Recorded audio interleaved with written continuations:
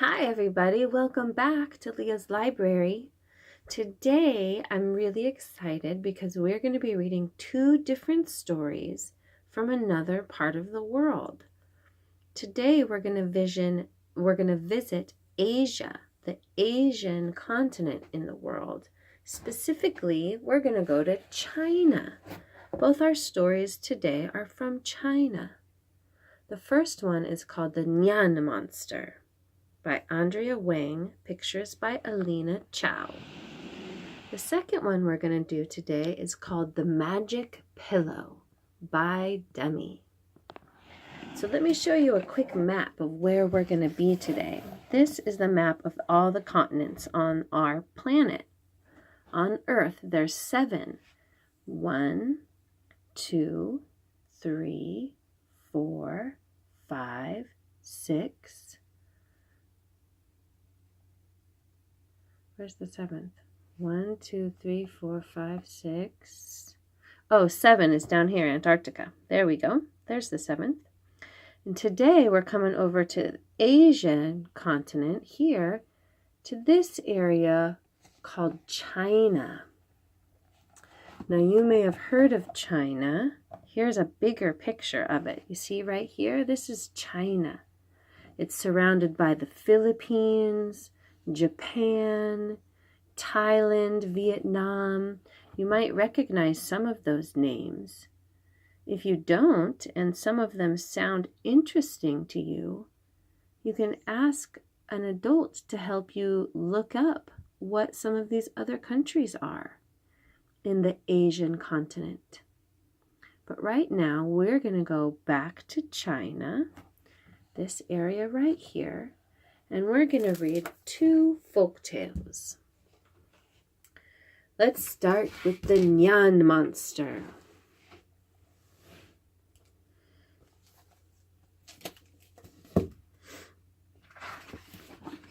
The Nian monster by Andrea Wang, pictures by Alina, Chau.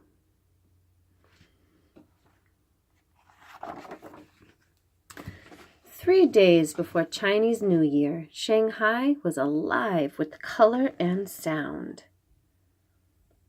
Look at that market. Xingling and her grandmother hung the last of the decorations. "Popo," Xingling asked, "why are they all red? There is no blue, no pink, no purple."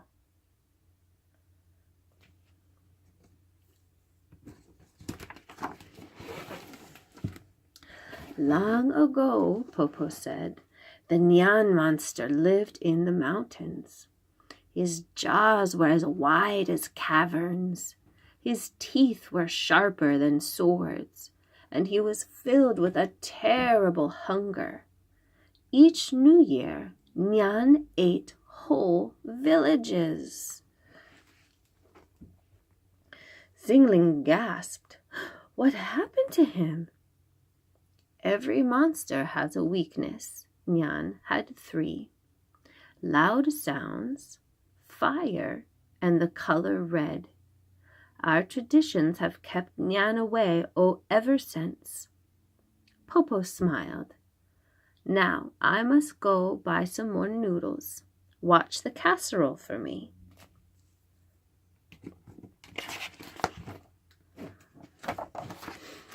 In the kitchen, Xingling lifted the lid and stirred the pot. The aroma of pork and cabbage wafted out the window. Tong, tong. There on the balcony crouched a horrible beast. His jaws were as wide as caverns, and his teeth were sharper than swords. "Ai-ya!" Xingling cried. "Nian has returned."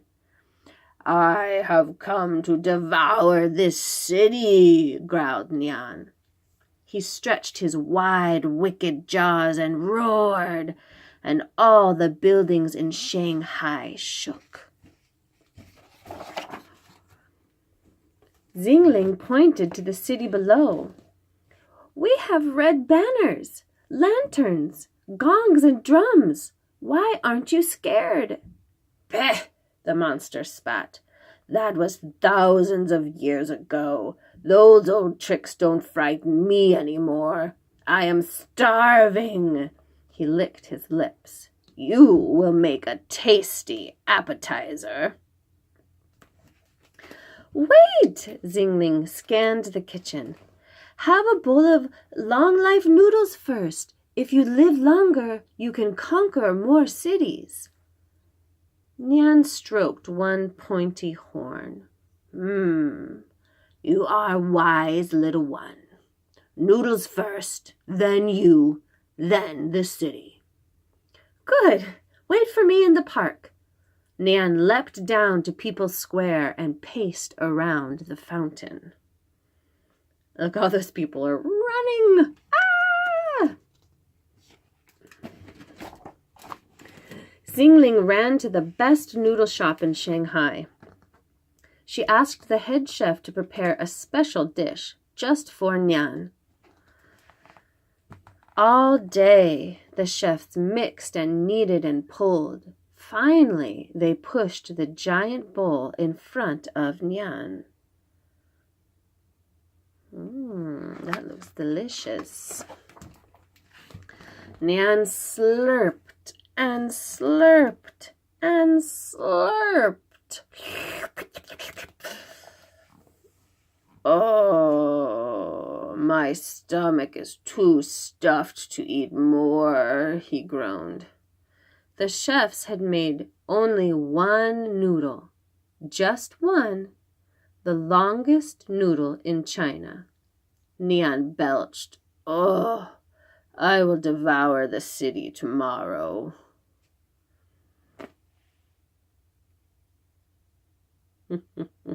She is a clever girl. The next day, Nian glared down from Jin Mao Tower and stretched his wide, wicked jaws. Wait, Xingling yelled. Eat fish first, so you will have good fortune all year long. Nian flicked his forked tail. You are wise, little one. Fish first, then you, then the city. Good. Wait for me by the river. Nian bounded over to the Oriental Pearl Tower and circled the largest globe. And again the people ran screaming. Xingling ran to the best fishing fleet in Shanghai. She asked the captain to catch a special kind of fish just for Nian. All day the fishermen baited and hooked and scaled. Finally, they rowed the fish across the Hongpo River to Nian.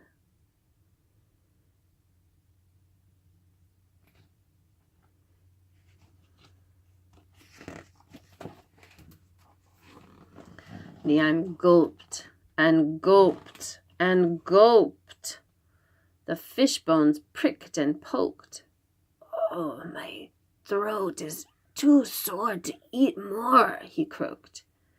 The fisherman had caught only one kind of fish, milkfish, the boniest fish in the sea. Nian coughed. I will devour the city tomorrow.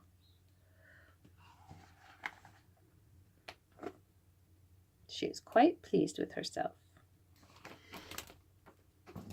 In the morning, Nian prowled through Yu Garden and stretched his wide, wicked jaws. Wait, said Xingling. Tonight is New Year's Eve. You need some rice cake to sweeten your future. Nian gashed his jagged teeth. Ah, you are wise, little one. Rice cake first, then you, then the city. Good. Wait for me at the tea house. Nian stalked across the zigzag bridge to the Huxingting tea house. And again the people ran away screaming.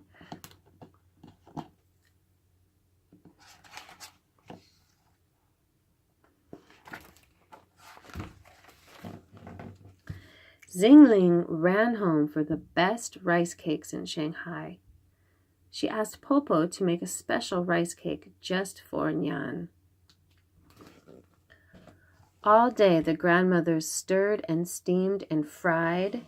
Finally, they rolled the enormous rice cake to Nian.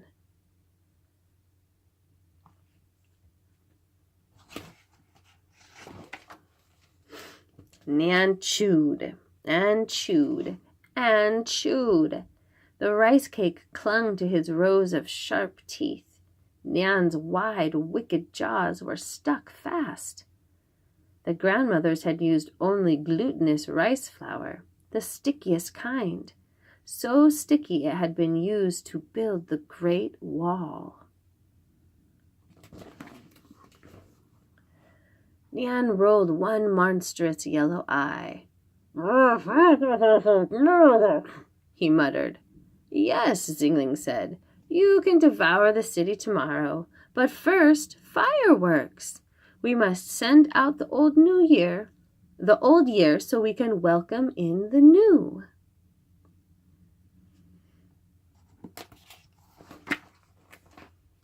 Xingling took Nian to the best place to see the fireworks in Shanghai,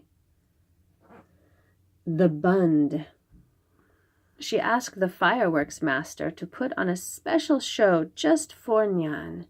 She gave Nian the seat of honor. Sit here and watch. There's something very curious about that chair. 8 dancing dragons slid out from the crowd. They dipped and twisted and spun around Nian.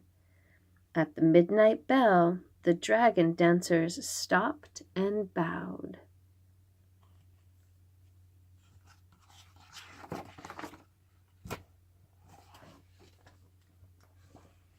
The fireworks master held a match to the thick fuse. Goodbye, old year, Xingling waved. Goodbye, Nian. Nian thrashed his mane and lashed his tail, but he couldn't stretch those wide, wicked jaws to blow out the flame. Bilibala! Nian and the chair blasted into the sky. The firework makers had built a spectacular firecracker. So spectacular, it was a rocket. Do you see him? Way up into the sky. Look at all the fireworks over the city of Shanghai.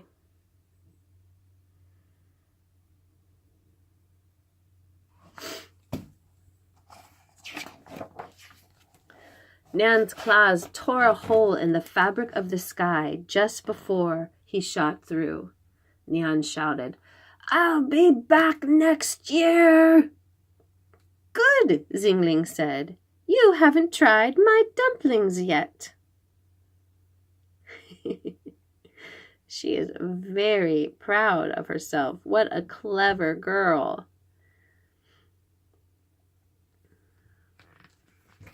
This is a book that you can check out from your library anytime. And in the back of the book here, it has some author's note, and it talks about the ancient legend of the Nian monster. And it talks about the Lunar New Year and some of the traditions that are celebrated, and some of the words that you might have heard, like tong tong and ai ya, are different Chinese expressions. So if you'd like to learn more about this story, please go down to your local library and check out The Nian Monster by Andrea Wang. Isn't that a good story? Next, The Magic Pillow.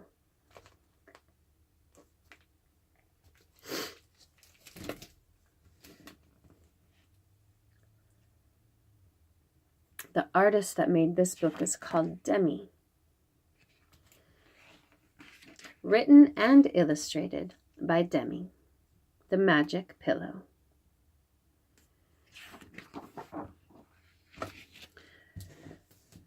Once upon a time in China, there was a boy named Ping. His family owned a poor little patch of land.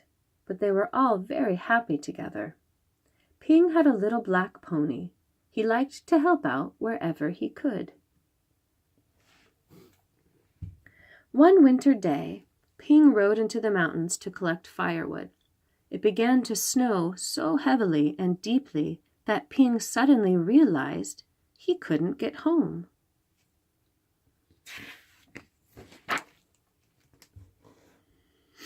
Not far away, Ping could see the light of an inn.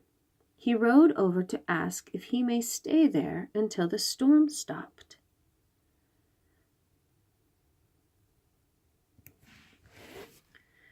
The innkeeper was a kind old man who invited Ping to come in and have some noodle soup that he was cooking.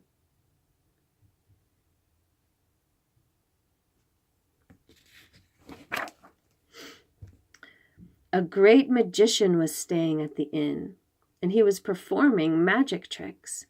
Ping could not believe his eyes.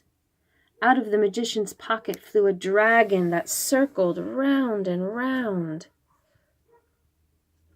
then disappeared into his pocket again. Look at that big dragon, wow. Next, the great magician dropped a tiny seed into a vase. It quickly grew into a tree of diamonds, radiating jewels of light that landed right in Ping's hands. Ping closed his hands, trying to hold on to the jewels, but they vanished away.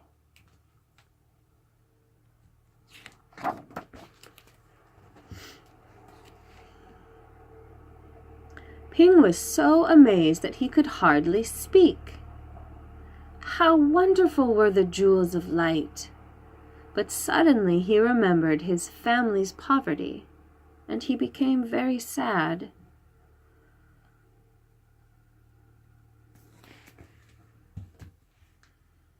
The great magician understood Ping's feelings and sat down beside him. "Tell me, why are you sad?"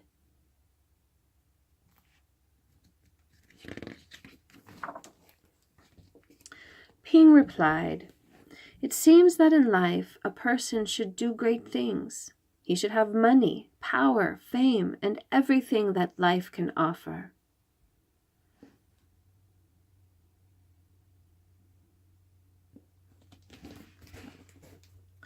But my family is so poor.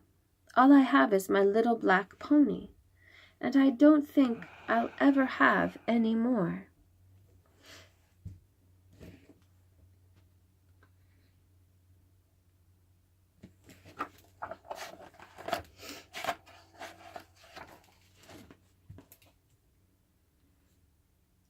"The greatest gift of all," said the great magician, "is having wisdom. For wisdom, you can find the truth. If you become enlightened, here's a magic pillow. Go to sleep on this pillow, and all your wishes will come true." The pillow was smooth, and it just fit Ping's neck and shoulders. He was so tired that as soon as he lay down, he put his head on the pillow and went right to sleep. He seems to be dreaming of many black ponies. Ping began to dream. In his dream, he was growing up and he had hundreds of little black ponies. He was marrying the most beautiful daughter of the richest family, and he was living in the grandest palace.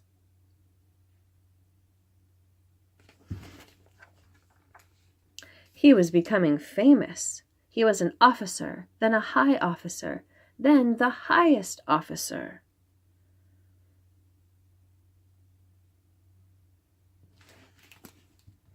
Then he was commanding the largest army and defeating the fiercest enemy.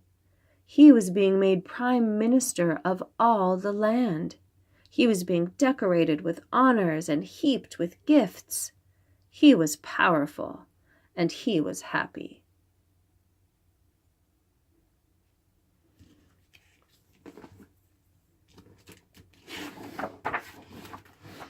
But then, something was going wrong. People were getting jealous of him. They were telling lies and accusing him, and he was being put in jail.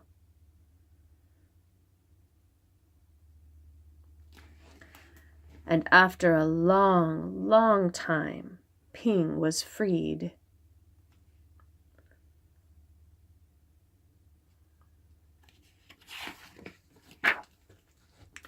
Ping was being made Prime Minister again.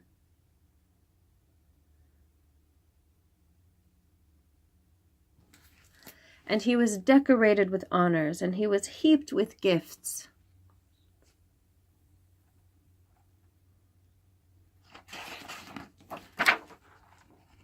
All of his sons and grandsons were wanting money, power, and fame too.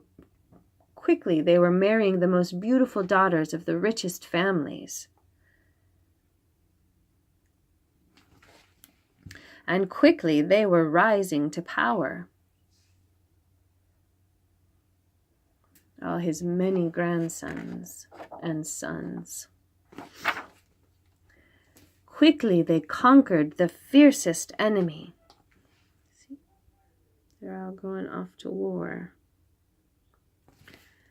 Quickly, they were envied, accused, jailed, and pardoned, then reappointed high officers. It's all happening over again.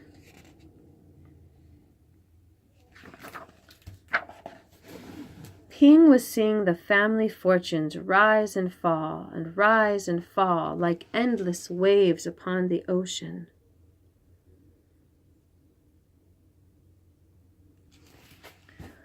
Money was like a flash of lightning in a summer cloud.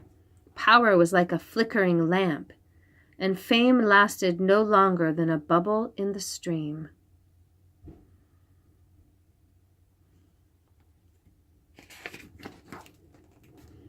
Ping was growing very old.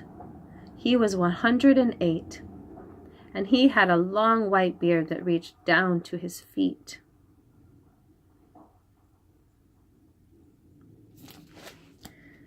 At this point, the little boy Ping suddenly woke up.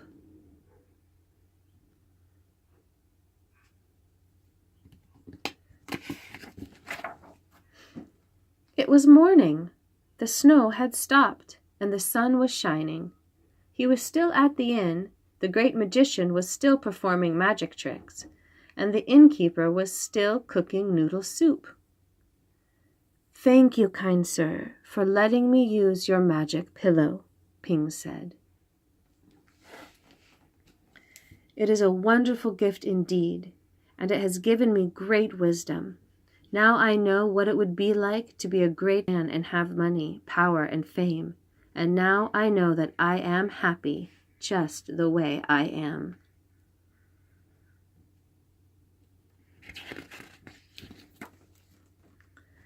With that, he said goodbye to the magician and to the innkeeper, and he rode home on his little black pony, and he was singing all the way. He's certainly feeling very happy and grateful with his life, isn't he? He who finds peace in his heart has found his palace of gold.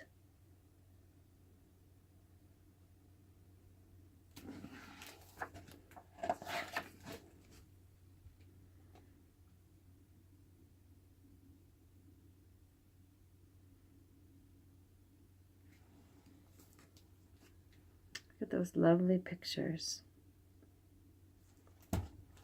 The end. Thank you for traveling with me to China today. I look forward to reading another story with you again soon. Maybe we'll go somewhere different in the world. Tune in next time. I hope you have a great day.